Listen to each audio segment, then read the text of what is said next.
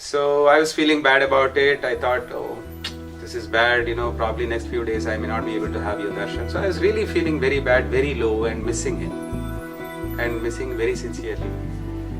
That's when, after a few minutes like that, suddenly there was a tap.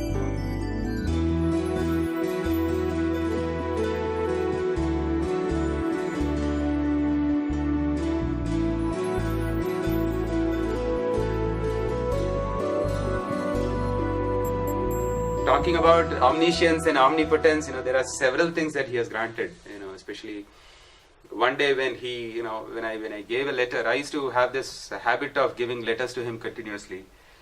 Whatever is the matter, I used to write lots and lots of letters to him. One day he has taken a letter from me, and then he went on, like same, Vrindavan, in front of Vrindavan building, we used to sit. And then I gave a letter, Bhagwan took it, fortunately for me, and he moved on, went to not Sai Ramesh, but Sai Ram Shed, and took a few more letters from the devotee. So when he returned, he had a bunch of letters in his hand.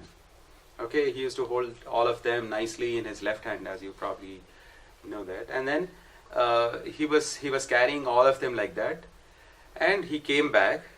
As he was walking back, he actually passed by me, and then he picked up an envelope from that lot and then threw it at me. So it was actually exactly my letter, right? I mean, the very fact that, while going, he remembered to keep it safely, first of all, and then he had close to maybe even 50 or more letters, because he was literally, his palm was completely stretched, even as he was holding so many letters and envelopes, and to be able to pick up one particular letter from that big lot, and then itself is a great act. I would say that itself is a big miracle. And then he picked it up and threw it at me. Then I thought, oh my gosh, Swami probably didn't like what I wrote in the letter. No doubt he's omniscient, he knows. And I was like feeling very bad. So as soon as Swami went back into Thrai Vrindavan, of course, we had to go back to the hostel and then get ready to go to the college. So I went back to my room. I quickly opened it to see if there is anything wrong in my letter. Interestingly, my letter wasn't there. There was a note handwritten by Bhagwan saying, Tej, in Telugu of course, I'll translate it roughly. Tej, I'm happy with what you said. Please accept my prasadam for your for clothes, for stitching clothes for Ugadi. It's written very nicely. It's handwritten by Bhagwan in pen. It's a small note which was kept inside the letter. And then there was a 500 rupee. There were 500 rupees kept. Not a note, but 100 rupee notes kept inside. Imagine, omniscience you say, or omnipotence you say, what? He's everything. I mean, he can do whatever, he's no time or nothing can stop him, he's timeless after all. When did he pick up, in fact, a pen and to write it, or when did he do all that? No, nobody knows. So that's how it is. And it is directly addressed to me. It's not somebody else giving some money to him and that he has handed over to me. No, I still have cherished it and kept it. Of course, I can, kind of share with you guys. One more, the famous thing that many of our boys know is about this hostel, when Bhagwan actually visited the hostel to see me. That's a sweet, very, very sweet experience. So what happened was, it was the sports time, and I was very active in sports and athletics, and I used to get fairly okay. I used to do well, especially 100 meters sprint and 200 meters sprint and high jumps and long jumps and all that. So that particular year, this was I think in my MBA, 89 January, I'm sorry about that. 1989 January, I remember the date, January 3rd is when we had the march past practice before the sports meet, as we all do. And suddenly the physical director, Mr. Venkateshan, and along with one other gentleman, Mr. Kishan Lal, who was ex-army. So he suddenly decided that, hey, boys, just, only 10, 15 of you are there. Why don't you all group up? Let's have the finals of long jump today. Sir, we need warm up. Sir, we need practice. He said, no, nothing doing. We don't have time for it. Come on, let's go ahead. So we all had to rush, soon after the march past practice, and then we came, and then we started the long jump finals that day. Whoever was kind of selected for the finals. So I was a participant. I didn't have the chance to warm up or whatever. So I took a jump. My first jump itself, I fell in a wrong position. I actually fell on my left foot. You're supposed to land on your back and all that stuff. There's some kind of technique. I landed on my left foot and I sprained my leg. I sprained so badly that I couldn't even get up from the sand bed at that point of time. So boys had to lift me literally and then put me on a stretcher and then bring me back to the hostel. So after that I was literally groaning and moaning in pain, and then I was taken to GH, General Hospital, and of course they took an X-ray and they said no fracture fortunately, but there's probably a ligament stretch, and so they put a bandage and sent me back to the hostel. They said you need rest for 2 days, 2 or 3 days at least, for you to be on your feet. You're not supposed to walk. As I understand, if it is stretched, then you're not supposed to actually put your foot down also. So I was on bed, and I had the luxury of boys coming and serving me at my bed, all that stuff. So that evening, we had this, strict rule of everybody going to the mandir. So nobody is supposed to stay in the hostel, and there were special checks, sudden checks if somebody stayed back, giving some reason or the other by the teachers and wing teachers and leaders and all that stuff. So there was literally nobody at that point of time in the hostel. Only one caretaker, they were all in turns, they were taking turns to take care of me. So there was one caretaker for me at that point of time. And one Mr. J. Srinivas, he was my junior. So he was my roommate and he was there. Other than him, there was nobody in the hostel. And I was lying on my bed.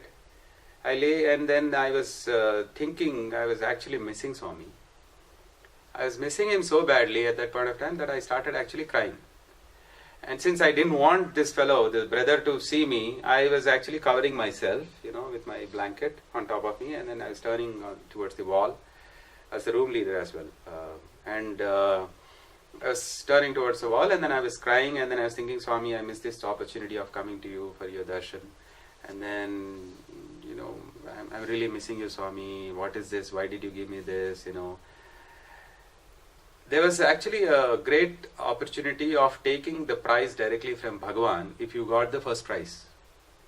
Okay, so everybody would,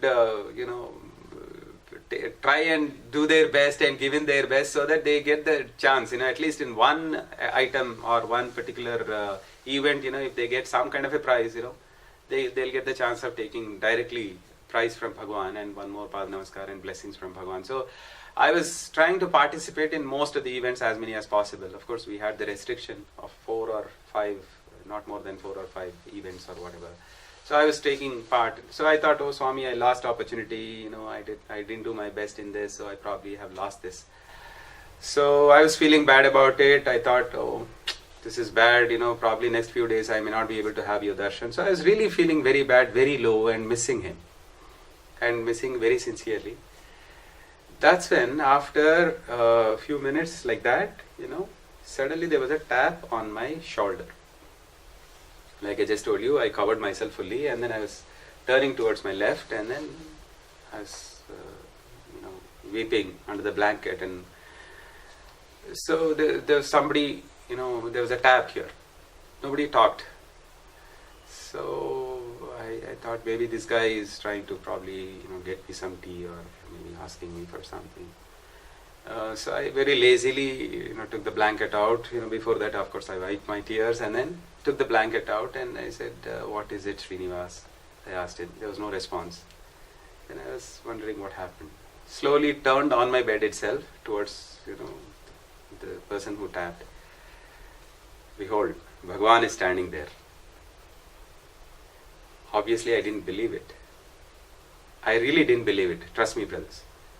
because you would never expect Bhagwan to be coming into your room, standing next to your bed in your hostel, which has never happened in the past, right? I mean, so of course I first looked down. I didn't look up. I looked down, and then I saw Swami's robe flowing down. So I actually saw Swami's robe flowing down. Then I looked up. Then Swami was looking at me like that into my eyes, the glee, big grin literally on his face, like that. And then when I really saw him, and then not just Swami alone, but there was this Professor V.K. Narasimhan. At that time, he was the English Sanatana Sarthi editor. Swami brought him along, and he was standing. Not just him, behind him, our Sai Giridhar sir, right, Dean of our MBA faculty, he was standing. Our accountant Suryanarayana sir, I remember all these faces for sure very clearly. They were all standing. So I thought this must be true. I was still not believing it, trust me. I mean, I still, and I can relive those moments right now as I'm explaining this to you. Then you know what Swami said? Yes, this is real, not a dream. And Swami said this in English like this. This is real, not a dream. That's when I literally woke up from that kind of a stage. He said, Swami, and then I tried to quickly raise up, and Swami said, no, don't raise. So I sat down, with resting my back on the wall. And Swami quickly created Vibhuti, put it on my face, literally smeared it on my face.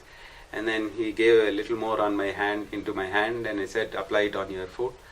And then Swami started explaining to Professor Narasimhan.